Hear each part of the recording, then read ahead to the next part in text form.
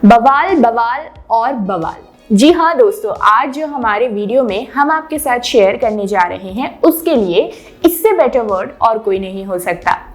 अभी तक आपके माइंड में कई आइडियाज जनरेट होने शुरू हो गए होंगे कि मैं किस बवाल की बात कर रही हूँ, तो अपने दिमाग को रेस्ट दीजिए क्योंकि मैं जो बताने जा रही हूँ उसके लिए आपका पूरा फोकस हमारे इस वीडियो पर होना चाहिए। अच्छा, हमको सिखा रिया है। ज्यादा जलेबी ना बनाते हुए मैं सीधा पॉइंट पर आती हूँ। अच्छा, मैं जिस बवाल की बात कर रही हूँ वो मच रहा है हमारे प्यारे स्पाइडरमैन और एवेंजर्स के फौज के बीच। मैं नहीं मानता। ज्यादा शॉक मत होइए, ये सब एक कंफ्यूजन के कारण हुआ है, पर ये सच है कि इस सब में स्पाइडरमैन ने अकेले ही एवेंजर्स को निपटा दिया। इन दोनों के लफड़े में मेरे को क्यों फंसा के रखा है? उठा ले रे बाबा, उठा ले। निपटा दिया मतलब उनकी वाट लगा दी। तो चलिए जानते हैं आखिर कैसे हुआ ये बवाल और इसका सोल्यूशन क्या निकला। और इसके लिए हमें बात करनी होगी ऑल आउट एवेंजर्स के 5th एडिशन की, जिसमें स्पाइडरमैन ने सचमुच सभी एवेंजर्स को चक्कर में डाल दिया। मार्वल कॉमिक्स के इशू ऑल आउट एवेंजर्स में पीटर पार्कर यानी स्पाइडरमैन अकेला ही धरती के सबसे शक्तिशाली हीरोज की फौज यानी एवेंजर्स के अगेंस्ट खड़ा हो गया, और इतना ही नहीं, इस लड़ाई में वो जीत भी गया। झूठ बोलो, बार बार झूठ बोलो। दरअसल इसमें स्पाइडरमैन को लगता है कि सभी एवेंजर्स का माइंड किसी ने कंट्रोल कर लिया है और दोस्ती का लेवल इतना हाई है कि एवेंजर्स भी स्पाइडर के बारे में कुछ ऐसा ही सोच रहे हैं, और इस कंफ्यूजन के चलते एवेंजर्स और स्पाइडरमैन के बीच छिड़ जाती है एक दूसरे को रोकने की जंग। और यकीन मानिए, इतने पुराने दोस्तों को आपस में लड़ता देखना अजीब लगने की बजाय फन है। अभी मजा आएगा ना भिड़ो। कहानी की शुरुआत होती है जब स्पाइडरमैन एवेंजर्स को बताता है कि उन सभी का माइंड एक छोटी सी डिवाइस रीसीक्वेंसर की हेल्प से कंट्रोल किया जा रहा है, और इस सब के पीछे वो बंदा है जो खुद को ग्रैंड मैनिपुलेटर कहता है, और वो ही इस डिवाइस से तुम सबको यूज कर रहा है। पर स्पाइडरमैन के पास केवल प्रॉब्लम ही नहीं, उसका सोल्यूशन भी है, और वो ये है कि अगर स्पाइडी ये डिवाइस अपने एक साइंटिस्ट फ्रेंड तक पहुंचा दे तो वो इसे डीएक्टिवेट कर सभी एवेंजर्स के माइंड को ग्रैंड मैनिपुलेटर के कंट्रोल से निकाल देगा। मस्त प्लान है। ये सुनकर कैप्टन अमेरिका उससे कहता है कि उसका आइडिया तो अच्छा है और वो भी यही चाहता है कि इसका कोई सलूशन बिना कोई लड़ाई करे निकल जाए। बस प्रॉब्लम ये है कि माइंड उन सब का नहीं बल्कि खुद स्पाइडरमैन का कंट्रोल किया गया है। ऐसे मुंडी हिलाओ। अभी कैप्टन अमेरिका की बात खत्म होती ही है कि थॉर स्पाइडरमैन से रीसीक्वेंसर को उन्हें देने की बात कहता है। ये बात सुनकर स्पाइडरमैन को फील हो जाता है कि वो भैंस या फिर कहिए भैंसों के आगे बीन बजा रहा है, और वो वहां से जाने लगता है। ठीक है, समझ गया। पर एवेंजर्स के बीच से निकलना इतना आसान होता तो फिर वो किस बात के एवेंजर्स है। अब आयरन मैन उसका रास्ता रोक लेता है और वही सब रिपीट करता है जो थॉर और कैप्टन अमेरिका उसे समझा रहे थे। आयरन मैन उसे बात न मानते हुए देख उसको पकड़ने आता है, पर स्पाइडी उसके आर्मर में शॉर्ट सर्किट कर वहां से निकल जाता है। क्या गुंडा बनेगा रे तू? अब जंग का ऐलान हो चुका था। शी हल्क स्पाइडरमैन की तरफ बढ़ती है और उसे पंच करने की कोशिश करती है, पर स्पाइडी आसानी से उससे बच जाता है। पर तब तक कैप्टन मार्वल स्पाइडरमैन को पकड़ लेती है। मार उसका खोपड़ी तोड़ साले का। अभी वो इस बात को ठीक से सेलिब्रेट भी नहीं कर पाई थी कि स्पाइडी उसके मुंह में एक कैप्सूल डाल देता है जो कैप्टन मार्वल के मुंह में एक टेम्पररी वेब बना देता है, और वो सफोकेशन के कारण स्पाइडरमैन को छोड़ देती है, और मौके का फायदा उठाकर वो वहां से निकल जाता है। इन सब से बचते हुए स्पाइडरमैन एक ऑफिस में घुस जाता है जहां उसको मिलता है ब्लेड। ये फंस गया। और फिर उन दोनों के बीच में 1-2 पंचेस का आदान प्रदान होता है, पर ये 1-to-1 फाइट ज्यादा नहीं चल पाती, और फाइट में ब्लैक पैंथर भी कूद जाता है। जब वो दो मिलकर भी अकेले स्पाइडरमैन को कंट्रोल नहीं कर पाते तो कैप्टन अमेरिका भी वहां पहुंच जाता है। Just imagine, blade, black panther और कैप्टन अमेरिका, तीनों महारथी, और उन सब के बीच अकेला स्पाइडरमैन। सोचकर ही रोंगटे खड़े हो रहे हैं। खत्म, bye bye, tata, goodbye, गया।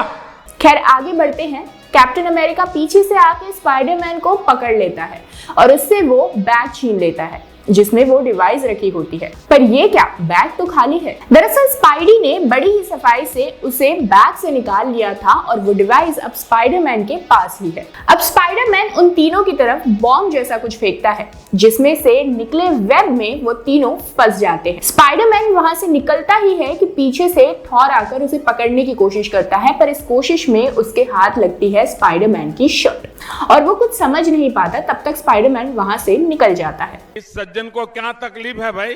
अब सब यानी कैप्टन मार्वल, शी हल्क और आयरन मैन स्पाइडरमैन को ढूंढने लगते हैं। अचानक आयरन मैन को स्पाइडरमैन दिख जाता है और वो उस पर अपने एनर्जी ब्लास्ट से अटैक करता है, जिसके कारण स्पाइडरमैन नीचे गिर जाता है। इतनी देर में थॉर भी वहीं आ जाता है और स्पाइडरमैन से वो डिवाइस मांगता है। स्पाइडरमैन अब की बार मना नहीं करता और थॉर को अपनी शर्ट के बदले वो डिवाइस दे देता है।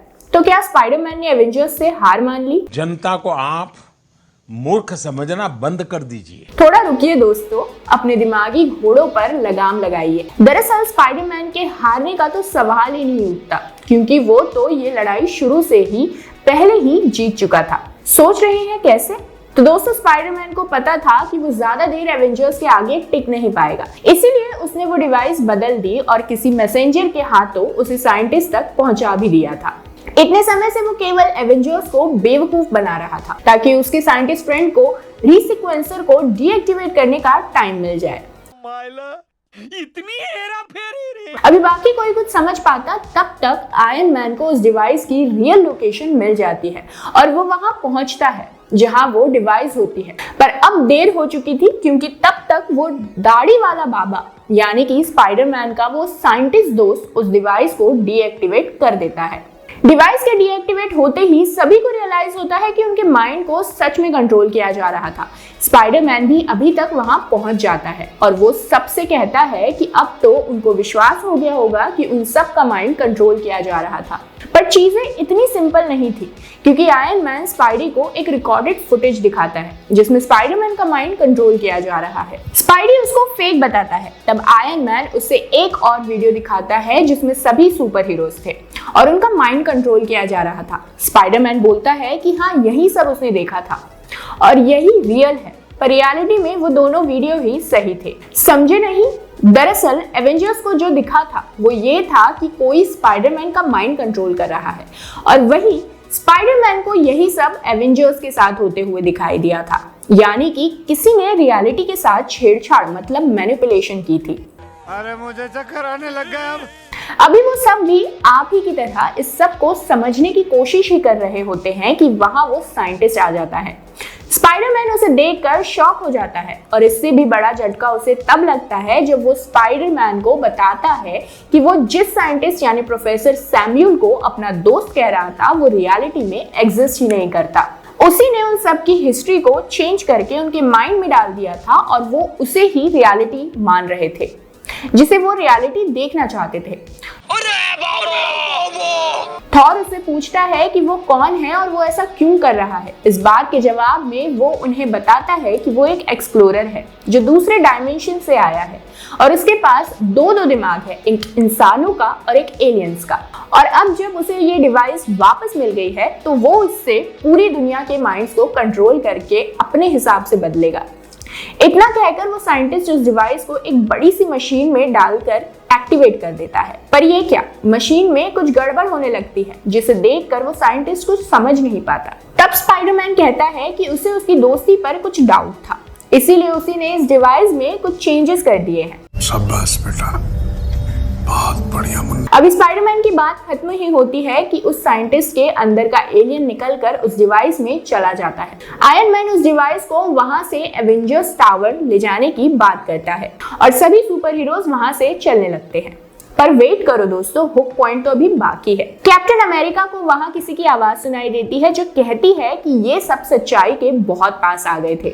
मुझे आगे से ज्यादा केयरफुल रहना होगा क्योंकि मैं चाहता हूँ कि इन्हें सच्चाई पता चले, पर तब जब मैं चाहूंगा। ये लोग स्मार्ट है और मुझे संभल कर रहना होगा। ये सुनकर कैप्टन अमेरिका बोलता है, मुझे पता है कि तुम यही हो और हम सबको देख रहे हो। मैं तुम्हें देख तो नहीं सकता पर फील कर सकता हूँ। तुमने सब कुछ ग्रैंड मैनिपुलेटर पर डालकर एक बार फिर से हमें भटकाने की कोशिश की है, पर सच्चाई ये है कि इन सब के पीछे तुम हो।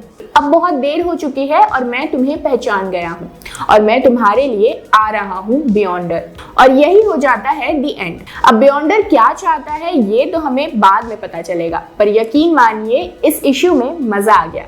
आपको ये स्टोरी कैसी लगी हमें कमेंट बॉक्स में कमेंट करके जरूर बताइएगा। और अगर आप भी स्पाइडरमैन के फैन हैं तो हमारे चैनल को सब्सक्राइब करना ना भूलें। फिलहाल के लिए इतना ही, मैं आपसे जल्द मिलती हूँ ऐसी ही नेक्स्ट एक और जबरदस्त एंटरटेनिंग वीडियो में। तब तक के लिए खुश रहें, मस्त रहें और तंदुरुस्त रहें।